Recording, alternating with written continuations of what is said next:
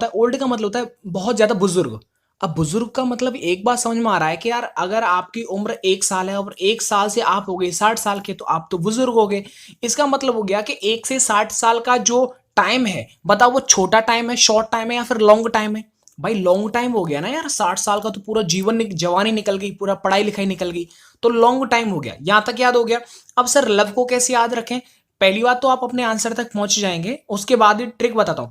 ये लिख रहा है फ्लेम, और फ्लेम का मतलब क्या होता है? लो लपट, आपने देखा कहीं पर आग जल रही है तो फ्लेम है, ठीक है ना, वो गैस जो होती है जलती है फ्लेम होती है। अब यार प्यार के अंदर भी आपने देखा होगा फ्लेम ही होता है। प्यार एक तो ऐसा होता है कि अगर सही बताओ ना, प्यार बड़ा अच्छा वर्ड है। यदि आप किसी चीज से प्यार करते हो, मान लो अपनी स्टडी से प्यार करते हो, तो वो क्या करेगा, आपका जो फ्लेम है ना, आपके अंदर की जो ज्वाला है वो बाहर आ जाएगी, यदि सच्चा प्यार करते हो तो। राइट ना? तो लव बहुत अच्छा है, इसलिए लव के अंदर क्या होता है, फ्लेम होता है, ज्वाल होती है, तभी तो आप रातों रात पढ़ते रहते हैं, तो वो लव है। ठीक है ना? तो दोस्तों ऐसे करके ये याद हो जाएगा। चलो अब come to the point, point पर आ जाते हैं। आर्टिकल की एरर है, सबको मैं बहुत अच्छी तरह से और ध्यान से समझाऊंगा। ये लिख रहा है देखो, mister Rohit lived in the 300-year-old house in Patna, no error. अब देखो सबसे पहले तो बच्चों की समझ में यही आ गया होगा कि सर इसमें जो दे रखा है वो सेकंड वाले में गलती है। बहुत सारे बच्चों के माइंड में ये जवाब आएगा कि सर 300 लिख रहा है यानी 300, और 300 के बाद जो नाउन आएगा वो प्लूरल आएगा। सर ये देखो ये गलत है, ऐसा नहीं होता। इसके अंदर ये कॉन्सेप्ट होता है, अगर कभी भी ना 300 ईयर आ जाए, फिर 400 ऐसा कुछ भी आ जाए, तो ये क्या करता है, एक एडजेक्टिव की तरह कार्य करता है। और ये रूल होता है कि अगर एडजेक्टिव और यदि ये नाउन दे रखा है तो एडजेक्टिव से पहले कभी भी दा यूज नहीं होता। बात समझ में आ रहा है? कभी भी दा यूज नहीं होता, तो यहां पर दा यूज नहीं होता, इसलिए ये तीसरा वाला जो है वो गलत है कि the English defeated French in the battle of Waterloo. अब इसमें एक कॉन्सेप्ट मैं बता देता हूं आपको। जब भी कभी किसी भी सब्जेक्ट का यदि नाम आ जाए, इंग्लिश, हिंदी, तो सब्जेक्ट के जैसे मैंने लिखा इंग्लिश, तो इंग्लिश का मतलब है जो हम पढ़ते हैं लिखते हैं वो वाली किताब। लेकिन अगर हम किसी सब्जेक्ट से पहले यदि हम दा लगा देते हैं तो इसका मतलब है कि आप वहां इंग्लिश जानने वाले लोगों की बात कर रहे हैं, यानी इंग्लिश पीपुल। द इंग्लिश का मतलब होता है अंग्रेज, और इंग्लिश का मतलब होता है सब्जेक्ट। अगर मैंने लिखा यहां पर हिंदी, इसका मतलब है हिंदी सब्जेक्ट की बात हो रही है, और द हिंदी कर दिया मतलब आप हिंदू लोगों की बात कर रहे हैं। बात समझ में आ रहा है ना? मतलब सब्जेक्ट के नाम से पहले अगर दा लगा दिया तो मतलब आप पीपुल की बात कर रहे हो। मैंने बोला कि आई टीच इंग्लिश, मैं इंग्लिश पढ़ाता हूं। अगर मैंने बोल दिया आई टीच द इंग्लिश, बहुत सारे बच्चे तो ये सोचते हैं कि सर दा का क्या है, दा तो मतलब कहीं भी लगा दो। ऐसा नहीं है यार, बड़ा बहुत चेंज हो जाता है। ठीक है ना? तो इसको आप हमेशा याद रखना, यदि सब्जेक्ट के नाम से पहले यदि आप सब्जेक्ट से पहले से हिंदी, इंग्लिश, फ्रेंच, इनसे पहले यदि आप दा लगा देंगे तो वहां के पीपल हो जाते हैं। अब देखो यहां पर ये क्या दे रखा है, the English defeated. The English का मतलब हो गया अंग्रेज लोग। अंग्रेज लोगों ने फ्रेंच को जो है वाटरलू के जो बैटल हुआ था, युद्ध हुआ था, उसमें हरा दिया। भाई ये बताओ फ्रेंच का मतलब क्या होता है? वहां की फ्रेंच की भाषा है ना, तो फ्रेंच की भाषा को हराया था या फिर फ्रेंच के लोगों को हराया था? भाई अंग्रेज लोगों ने फ्रेंच वाले लोगों को हराया था। तो इस यदि सब्जेक्ट से पहले यदि मैं दा लगा देता हूं तो बताओ ये पीपल हो जाएगा। तो भाई पीपल पीपल को ही तो हराएगा, तो इसका मतलब है कि यार जो सी वाला है वो गलत दे रखा है, यहां पर दा आना चाहिए। समझ में आ गया? कॉन्सेप्ट भी समझा दिया और एरर भी आपको फाइंड करके बता दिया।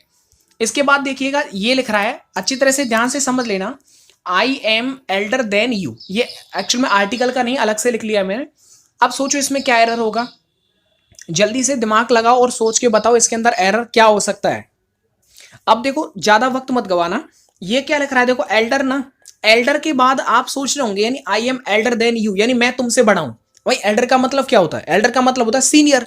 तो एक बात बताओ यार, मैंने आपको हमेशा बताया सीनियर, NIOR, कभी भी लास्ट में IOR आ जाए ना, सीनियर, जूनियर, इंटीफीरियर, तो अगर कभी भी इनके लास्ट में IOR आता है तो IOR से यदि आप कभी भी किसी की कंपैरिजन करें तो हमेशा उसमें दा नहीं, उसमें टू लगता है। क्या लगता है? टू लगता है। यस और नो? जैसे मैंने आपसे बोला कि तुम मुझसे सीनियर हो, मतलब you are senior to me, then नहीं आएगा। बच्चे कंफ्यूज हो जाते हैं कि वो कंपैरिजन हो रहा है तो सर जी देन लगा दो। भैया देन वहां नहीं लगता जहां सीनियर, जूनियर, इंटीफीरियर, जिनमें लास्ट में IOR आ जाए। अब यहीं से मैं आपको समझाने की कोशिश करता हूं। अब देखिए ये क्या लिख रहा है, IOR लिख रहा है ना। सीनियर का मतलब होता है एल्डर, मतलब बड़ा, एल्डर मानी भी बड़ा होता है। तो मतलब एक बात तो यार क्लियर है कि जो सीनियर के साथ रूल चलेगा वही एल्डर के साथ चलेगा। तो सीनियर, जूनियर, इंटीफीरियर, इनके बाद क्या आता है? टू आता है। ये पूछा गया है भाई साहब, इसलिए मैं ज्यादा ध्यान दे रहा हूं। तो यहां पर क्या आएगा बताइए? एल्डर के बाद आ जाएगा टू, ना कि देन। तो इसलिए गलती कौन से पार्ट में? तीसरे पार्ट में गलती है। समझ में आ गया? इसके बाद देखिएगा, we are going to Chennai by a train, यानी कि हम एक ट्रेन के माध्यम से चेन्नई जा रहे हैं। तो पहले आप इसमें एरर फाइंड करो, कर लिया, ठीक है। मुझे पता है कि हाँ ये ना ऑनलाइन टेस्ट नहीं हो रहा है, तो देखो अब क्या करना है, इसमें चौथे वाले में गलती है। गलती क्या है, देखो हमेशा याद रखना, जब भी कोई ट्रांसपोर्ट की जो भी चीजें होती हैं, जैसे कि ट्रेन होती है, बस होती है ना, एरोप्लेन होता है, तो उनसे पहले कभी भी आपको आर्टिकल यूज नहीं करना। बात समझ में आ गया? आर्टिकल यूज नहीं करना है। सर आर्टिकल यूज कब नहीं करना है? जब उससे पहले अगर बाई वगैरह दे रखा है ना, बाई दे रखा है, तो याद रखना कि बाई के बाद अगर कोई भी ट्रांसपोर्ट की चीज आती है जो आपको एक जगह से दूसरी जगह ले जाती है, उससे पहले कभी भी आर्टिकल यूज नहीं करते। बताओ समझ में आ गया? ठीक है, वो कब नहीं करते, जब बाई आए। तो चौथा वाला गलत है, इसीलिए मैंने यहां पर एग्जांपल भी लिख दिया, आई हैव अ कार, मेरे पास एक कार है। तो यार एक बात बताओ, यहां पर हम आर्टिकल यूज करेंगे, क्यों करेंगे? क्योंकि काउंटेबल सिंगुलर काउंटेबल नाउन है, और रूल ये होता है कि सिंगुलर काउंटेबल नाउन के पहले आपको आर्टिकल का यूज करना पड़ता है। यस और नो? तो यहां पर देखो बाई वगैरह दे रखा है क्या? नहीं, मतलब जब बाई नहीं दे रखा तो ये वाला रूल तो चलेगा ही नहीं। जब बाई दे रखा होता है तभी उसके बाद आपको ट्रांसपोर्ट की चीज में ए एन दा नहीं लगाना। यदि बाई नहीं दे रखा है तो अगर कहीं भी ट्रांसपोर्ट की चीज आती है तो उससे पहले आपको ए एन दा लिखना है, अगर वो सिंगुलर है तो। क्लियर है ना? इसके बाद देखो नेक्स्ट क्वेश्चन है कि now days I am not interested teaching Hindi. सोचो, अब इसे पढ़ रहे होंगे और आपके तुरंत दिमाग में आ गया होगा, और सर आपने तो ये गलत क्वेश्चन लिख दिया। अगर आपने अच्छी तरह से कल की प्रीपोजिशन की यदि वीडियो देखी होगी तो आप आराम से इसमें गलती फाइंड कर देंगे। इसमें दो गलतियां हैं। पहली गलती तो ये कि बताओ इंटरेस्टेड के बाद मैंने कल कौन सी प्रीपोजिशन बताई थी? याद करोगे, पढ़ोगे तभी तो याद रहेगा। इंटरेस्टेड के बाद मैंने आपको बताया था इन। इंटरेस्टेड के बाद क्या था? इन। सर जी याद कैसे करें? ले यार कुछ ना कुछ ट्रिक बनाई दूं। ये क्या लिख रहा है बता? इन लिख रहा है ना, तो बस याद रख ले कि यदि इंटरेस्टेड आ जाए ना तो इंटरेस्टेड के बाद इन आता है। दोस्त कोई प्रॉब्लम नहीं होना चाहिए, समझ लेना। नहीं है ना तो कमेंट बॉक्स में एक नहीं 4 कमेंट डाल देना, एक तो पढ़ ही लूंगा ठीक है, तो अब इसमें याद रहेगा कि यार इंटरेस्टेड में आई एन आता है तो समझ ले उसके बाद भी इन आएगा। तो यहां पर क्या आना चाहिए? इन आना चाहिए पहली। वो मैंने जानबूझ करके नहीं लिखा है, यानी कि तुमको दोबारा से रिकैप तो हो जाएगा। तो यहां पर देखो इन आना चाहिए, लेकिन इसमें एक गलती और है, समझ लेना। ये गलती तो है ही नहीं, इसमें एक गलती और है, वो फाइंड करो। देखो कभी भी याद रखना नाउ डेज नहीं होता, वो होता क्या है? वो होता नाउ अ डेज। ए आता है बीच में, नाउ अ डेज। नाउ डेज का मतलब होता है दीज डेज, यानी आजकल की बात हो रही है। क्या हो रही है? आजकल की बात हो रही है। नाउ डेज का मतलब होता है आजकल। इसके बाद देखो नेक्स्ट में आपको ट्रिक टू लर्न ये बता देता हूं। एक बच्चे ने मुझे कमेंट में पूछा था, बेचारा 2-3 बार कमेंट कर चुका था लास्ट में कम से कम 2 महीने पहले की मैंने कमेंट कल पढ़ी थी। प्रेजेंट कंटिन्यूअस टेंस के बारे में पूछा था और एक पास्ट कंटिन्यूअस टेंस के बारे में। इसमें उन बच्चों का पूछना था कि सर इनके साथ जो वर्ब वगैरह आती है इनको हम भूल जाते हैं, हमें ये नहीं पता होता कि वॉज वर्ब कब लगता है और किसके साथ लगता है। हमको ये तो पता है कि सिंगुलर प्लूरल कुछ होता है, लेकिन हमें ये भी नहीं पता कि वर्ब सिंगुलर कौन सी है, प्लूरल कौन सी है। तो भाई देख, चिंता मत कर, टेंशन मत ले, सारा चीज बताऊंगा। देख यार सिंगुलर का मतलब क्या होता है, एक बात होता है, और एक होता है प्लूरल। यस और नो? इस सिंगुलर का मतलब होता है कोई चीज एक हो, और प्लूरल का मतलब होता है कोई भी चीज एक से ज्यादा हो, पर्सन हो या फिर प्लेस हो, कोई तो फर्क नहीं पड़ता। सिंगुलर एक बात तो है। अच्छा ये बता, सिंगुलर कम रहेगा या प्लूरल कम रहेगा? सिंगुलर कम रहता है ना, और प्लूरल जो होता है ज्यादा होता है। अगर एक से ज्यादा होगा तो वो तो भाई प्लूरल हो जाएगा। बस ये समझ में आ गया। अब देख ये वाली चीज है ना, तो याद रख लेना भाई कि he she it name singular subject यदि आ जाए तो इनके साथ आपको इज लगाना है। यू दे वी और प्लूरल सब्जेक्ट आ जाए तो इनके साथ आर लगाना, आई के साथ एम लगाना है। सर ये तो हमको चलो याद कर लेंगे, लेकिन कंफ्यूजन हो जाता है। कभी तो हम क्या करते हैं, इनके साथ आर लगा देते हैं, कभी इनके साथ इज लगा देते हैं। देखो बच्चों, आप ये मत सोचो कि आप अगर बहुत अच्छे हैं तो सारे बच्चे अच्छे होंगे, ऐसा नहीं है यार। चैनल पर मैं कमेंट पढ़ता हूं तो बेचारे ऐसे ऐसे होते हैं, उनकी कमेंट से मुझे अंदाजा लग जाता है कि कितना कमजोर है। ठीक है, तो उन सब के लिए थोड़ा सा ध्यान देना पड़ता है। ये बताओ, देखो मैं इनको अभी याद कराता हूं। इज आर एम, ये बताओ इज आर में से इज के कितने आ रहा है डिजिट बताओ। ये देखो 1 2, इसमें 2 आ रहा है ना, इसमें कितने आ रहे हैं 1 2 3, इन्हें काउंट करो 3 आ रहे हैं। ये बताओ इनमें छोटा कौन सा है? इज छोटा है ना, छोटा मतलब सिंगुलर। तो इज क्या हो जाएगा? सिंगुलर, यानी कि जो भी यदि सिंगुलर सब्जेक्ट आएगा तो इनके साथ हम क्या लगा देंगे? इज। समझ में आ गया? तो आर क्या हो गया? 3 प्लूरल हो गया। अब इनमें मैच करके देख लो, बताओ 2 छोटा है ना, तो मतलब एम सिंगुलर होगा।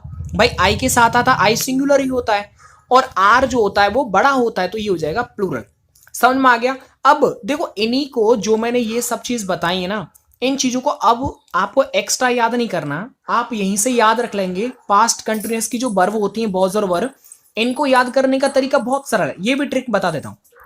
ये बताओ, यहां पर आप इनको तो याद कर ही लेना। ये आ रहा है ना इज, अब जिस लास्ट में क्या आ रहा है बताओ, एस। इसका मतलब है कि इसके लास्ट में क्या आ रहा है बताओ, एस आ रहा है ना। यानी कि इज के साथ, यानी जितने भी ये नाउन दे रखे हैं, सब्जेक्ट दे रखे हैं, इनके साथ इज आता है, तो इसका मतलब है कि इनके साथ भी बॉज आएगा।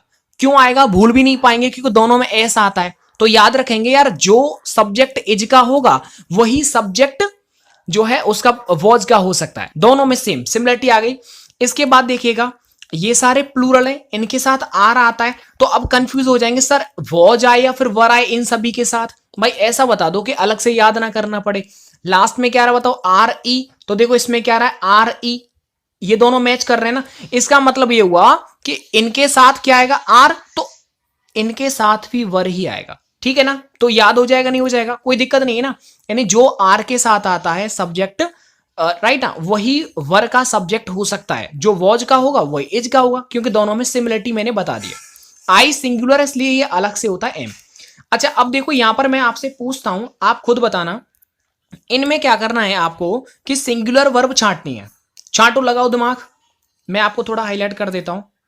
इनके अंदर देखो सिंगुलर बताना, यहां पहले आप, चलो मैं पूरे को बता देता हूं यार, कोई दिक्कत नहीं आएगा।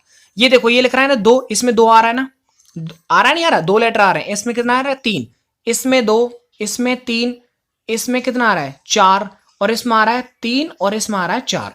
यानी ये आपके जोड़े हैं। अब इन जोड़ों के अंदर आप आराम से पहचान लोगे कि सिंगुलर और प्लूरल कौन सा है। बताओ सिंगुलर कौन सा है, देखो दो आ रहा है, इसका मतलब एक कम है, तो ये सिंगुलर है। एम कम है मतलब सिंगुलर है। आर प्लूरल है क्योंकि ज्यादा आ रहा है। समझ में आ गया। ये देखो तीन है, तीन कम है चार से, तो मतलब ये सिंगुलर हुआ। वर ज्यादा है ना, तो मतलब ये प्लूरल हो गया। हैज है में देखो, हैज क्या है, तीन, इसका मतलब ये सिंगुलर। हैव ज्यादा है, चार आ रहा है इसमें ना, तो ये हो जाएगा प्लूरल। याद हो गया ना, अलग से याद नहीं करना पड़ा। अब एक चीज और याद रखना कि देखो ये ना, ये एक कंटिन्यूअस एक्टिविटी को शो करता है। जब कोई चीज कंटिन्यूअस होती है तो उसमें आपको आईएनजी लगाना, ये अलग से याद मत करना। मैंने आपसे कहा कि मैं तुम्हें पढ़ा रहा हूं, तुम पढ़ रहे हो, तो और मैं दौड़ रहा हूं, इसका मतलब मैं दौड़ रहा था। इसका मतलब ये हुआ कि यार दोनों के अंदर जो एक्टिविटी है वो कंटिन्यूअस चल रही है। कंटिन्यूअस बोले तो इंग मतलब रिंग। अब रिंग क्या होता है, रिंग, रिंग एक छल्ले टाइप की होती है ना। अब रिंग को यदि आप धरती पर ना एक प्लेन पर यदि आप छोड़ दोगे स्पीड से, तो वो क्या करेगी, राउंड राउंड राउंड ऐसे ऐसे करके घूमती चली जाएगी। बोलो यस और नो। तो यानी वो कंटिन्यूअस हो रही है, तो उसमें आ जाए इंग रिंग, से याद रख लेना कि कंटिन्यूअस टेंस आ जाए। कहीं पर भी किसी भी टेंस का नाम कंटिन्यूअस आ जाए, उसमें आपको आईएनजी लगाना है। आईएनजी और हैजएफ के साथ आता है थर्ड फॉर्म, ये वाली बात आपको याद कर लेनी है। लेकिन अब देखो यहां पर आएगा डू, इसमें कितना आ रहा है दो, और डज में कितना आ रहा है तीन, ये अलग है, प्रेजेंट इंडेफिनिट का ये याद रख लेना। डू प्लूरल होता है और डज ये होता है आपका सिंगुलर। ठीक है, एक एग्जांपल है, अब सोचना, ही वर्किंग फॉर हिज पेरेंट्स, यानी वो अपने माँ बाप के लिए काम कर रहा है। अब यार एक बात सोचो, ही सिंगुलर है या प्लूरल है, ही माने वह मतलब ये सिंगुलर है। अब सिंगुलर का मतलब क्या हुआ कि जो कम डिजिट वाला हो। देखो एक तो तीन, इसमें कितना आ रहा है दो, इसमें तीन, इसमें तीन, और इसमें चार। बताओ कम डिजिट वाला है ना, वो ही आएगा। आप यहां पर चेक करो इन दोनों के अंदर, क्योंकि एजारएम ये एक होता है ना, हमने एक ग्रुप में ले लिया। सिंगुलर है मतलब इसमें दो वाला आएगा, एज आ सकता है। इनमें देखो तीन और चार में, वॉज वर में से क्या आ सकता है, इसमें वॉज आएगा क्योंकि वो कम वाला है, कम होता है।